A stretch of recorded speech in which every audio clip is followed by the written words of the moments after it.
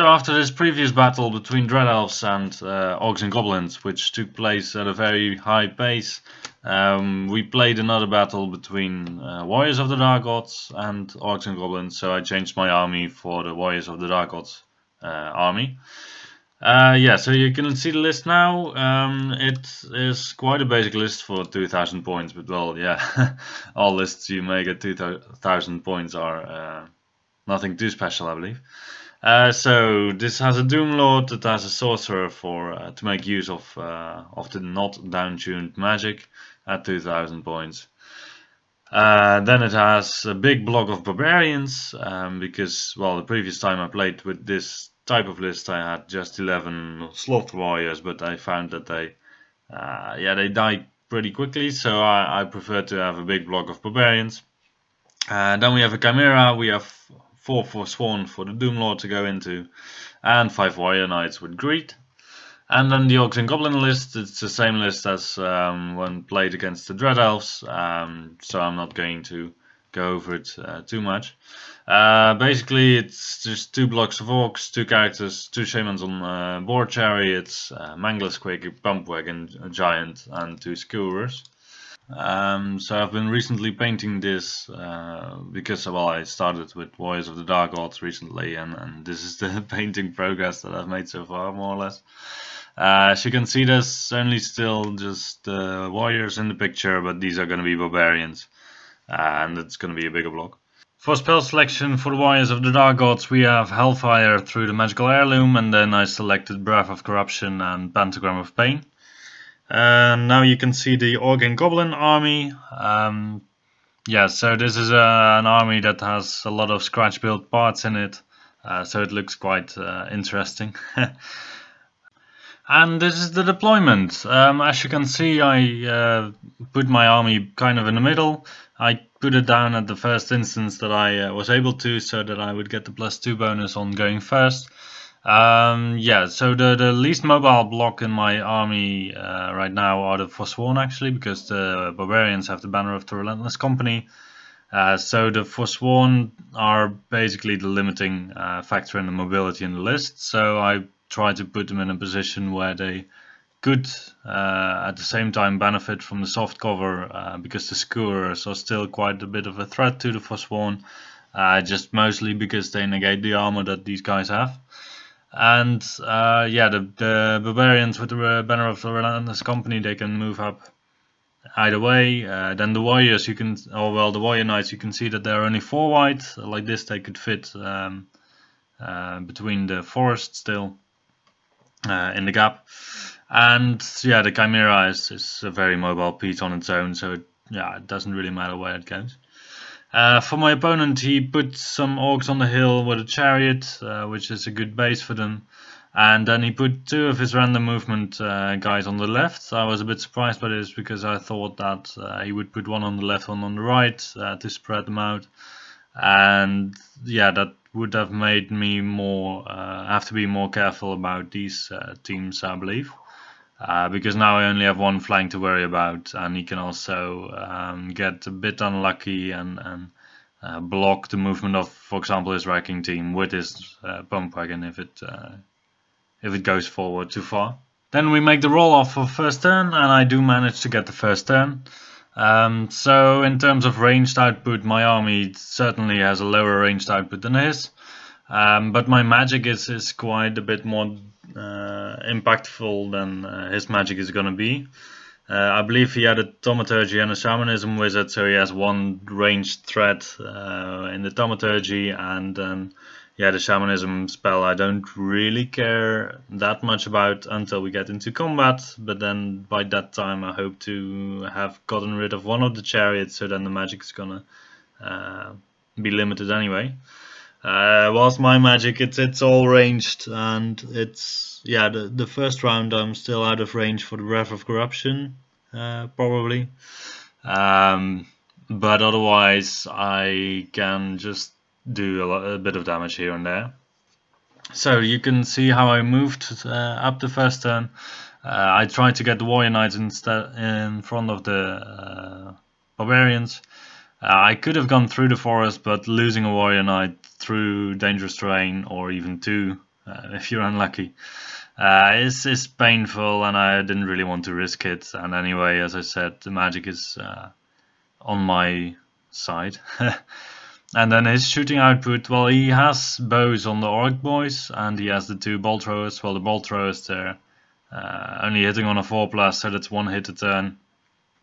I could survive that for some time, and then the bow fire is going to be ineffective against me probably. He charged in his turn with his wizard on chariot into the warrior knights, and the warrior knights, it depends on the impact hits what's going to happen there. As you can see, he managed to kill 1 knight with the impact hits, and then I strike back. I believe I don't remember what I took. I believe I just took hand weapon shield. I'm not sure. But I get very lucky indeed, and I managed to smack the chariot actually. So it could have been that I chose the halberds instead. Yeah, so we only suffer 1 loss there, and I get a charge off against this Snotling pump wagon that is not allowed to flee from it. Seeing the board, I see that, yeah, in the middle I have the barbarians and I have the warrior knights, so that's gonna sort itself out probably. So the Forsworn are needed on the right. The Chimera could have gone on the wrecking team maybe. That would have been a better use for it. I don't know if I would have reached the distance, but yeah, on the other side, either it's gonna take out my warrior knights or it's gonna go into my barbarians. If it goes into the warrior knights, there might still be a chance that one of them is gonna stay there. And if it goes into the barbarians, I really couldn't care less, I think. So it's more valuable to keep the Chimera in my eyes.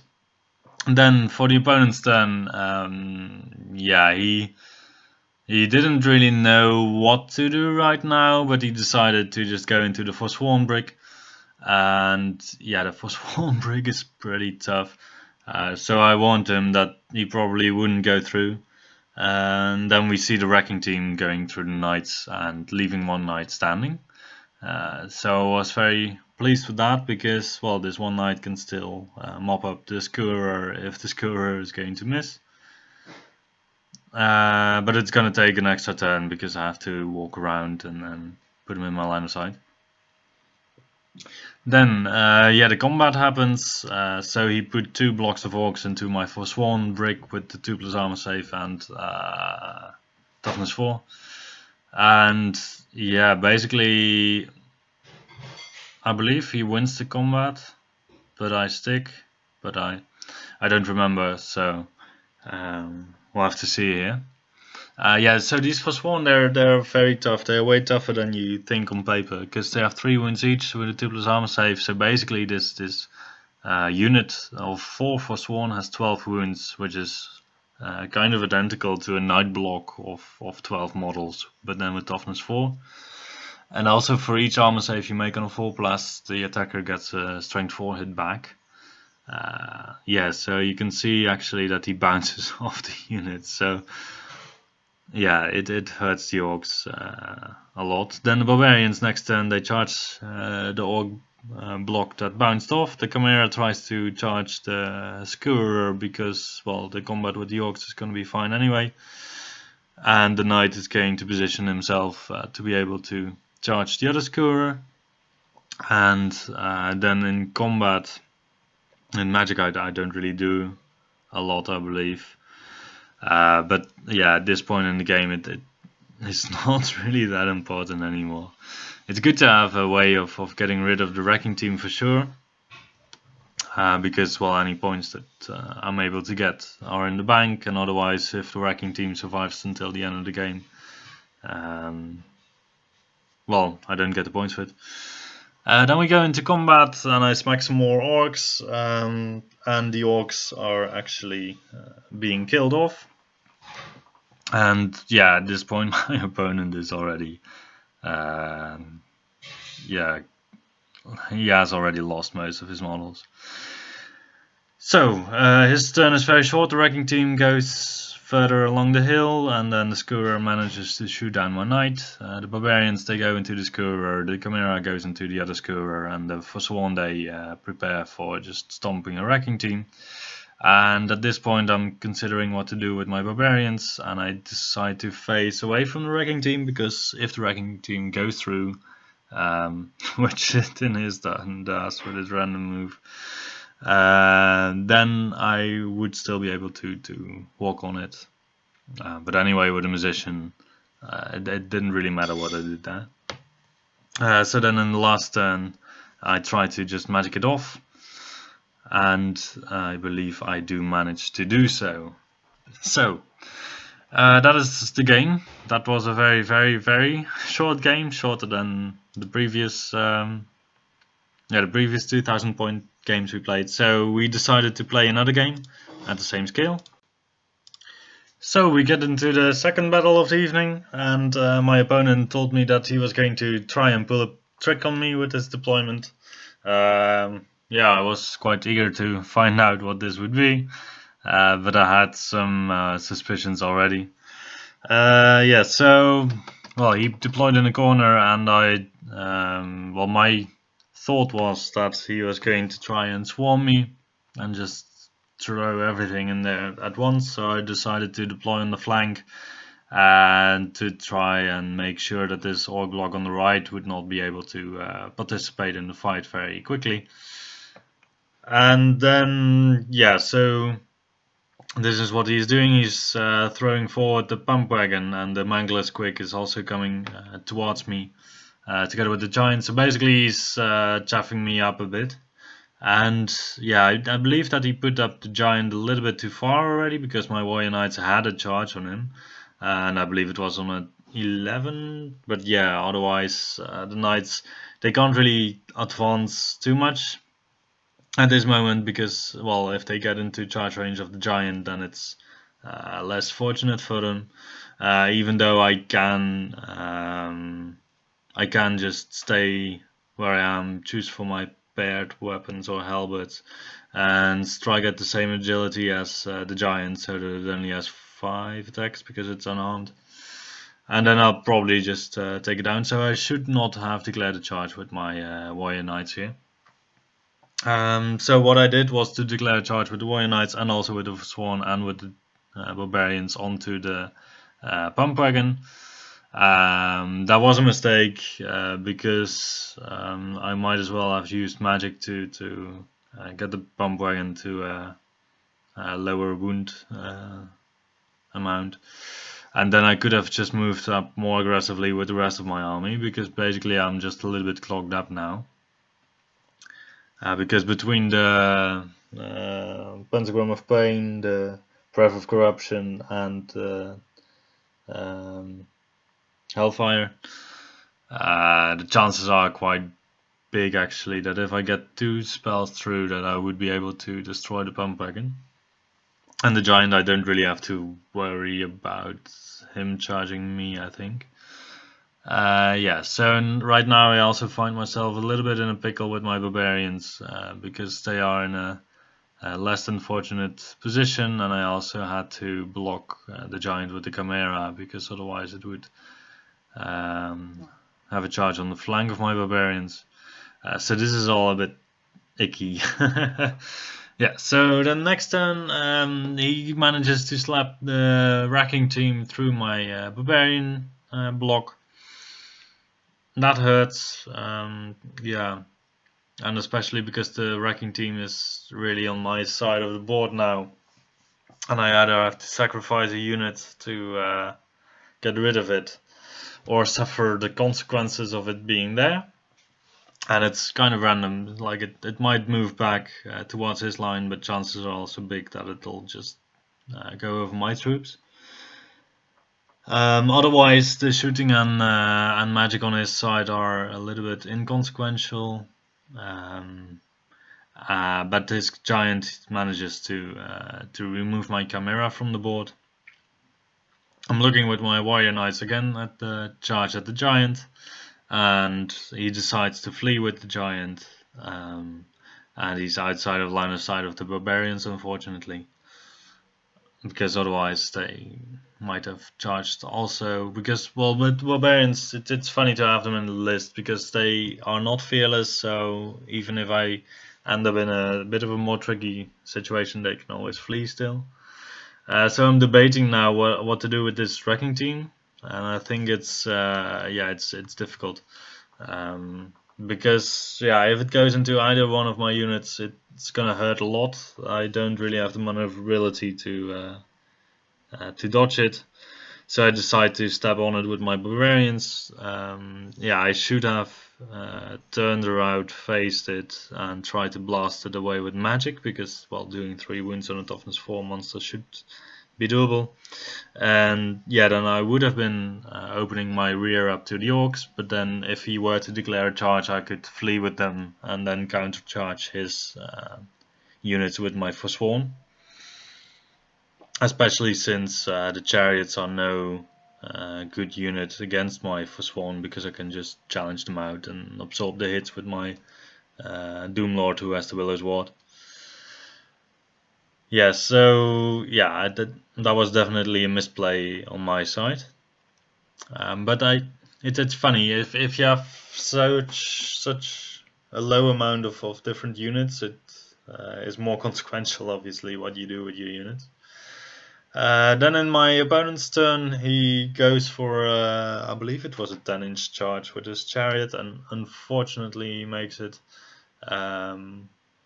I was considering to flee there also, and I should have fled probably. I don't remember why I stood here, but yeah, I should have fled. And yeah, this chariot, I can challenge it in combat. I still managed to do a wound or two, I believe. It might have been that I cast a Breath of Corruption the previous round, used my Potion of Swiftness, and used it on the chariot. But then, unfortunately, the chariot kills my character, my sorcerer. But fortunately for me, he doesn't manage to break my barbarian unit. Mostly also because of the combat rest that I got from the challenge with the sorcerer. And in my turn, the warrior knights again charged the giant, and in retrospect, my opponent should have fled again, probably. But I make it in, and the Forsworn are able to charge the chariot in the flank. And now my 5 Forsworn and 4 warrior knights are facing an entire army of orcs, very angry orcs.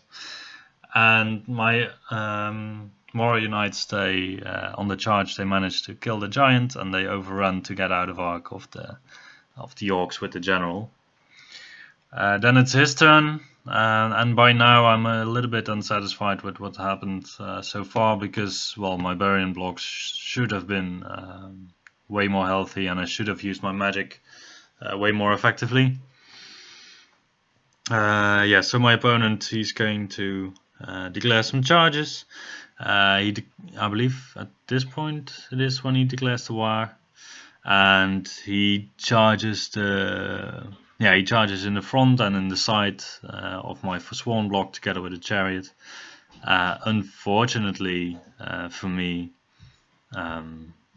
he still has his general in one of the orc blocks, so I cannot challenge out specifically the shaman on the chariot. So the unit is gonna get these impact hits and the attacks of the riders. Then for magic, I believe he gets to bring the pain through on my unit, so he has rerolls to it.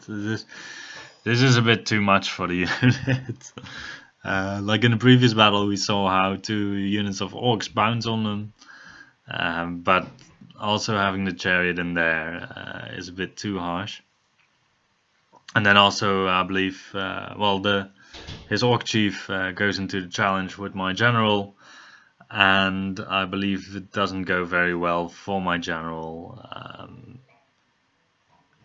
Anyway, I don't manage to kill his general, and I don't remember. I don't believe he manages to kill mine either, or at least not for this round, so I stack around. Then in my turn, the barbarians, they countercharge into the side of his orcs, but then in the challenge, his orc chief manages to kill my general. Yeah, it's a bit of a matter of initiative here, because, well, I have a great weapon, I go last, so basically I have to kill him in one round rather than in multiple rounds. But yeah, he was a bit lucky, I believe, with his character. Yeah, so the Forsworn, they die, all of them. And then I only have 3 warrior knights left and 2 barbarians, I believe. Which, yeah, is not enough to beat an entire army. Yeah, so he manages to combat reform with the orcs and charge my warrior knights. And in the other combats, he manages to kill me. So that's the end of the second battle. Yeah, so I, as I said, I should have used my magic more effectively. And then at the end of the game, I think it was a bit lucky of him to get all of his charges off. But if this happens, yeah, and together with the bring the pain, of course. But still, in this combat, yeah, if one of the units had not made it, it would have been a better outcome for me, I believe. It wasn't decided at that point yet. Anyway, that was the second battle with the Warriors of the Dark Gods. It's a small army, it plays very quick, it only has magic and combat, and only has 4 units. But still, it's very enjoyable to play, so I'm looking forward to playing, I believe, 4 or 5 games with it. And I hope to see you at the tournament. Thank you for watching.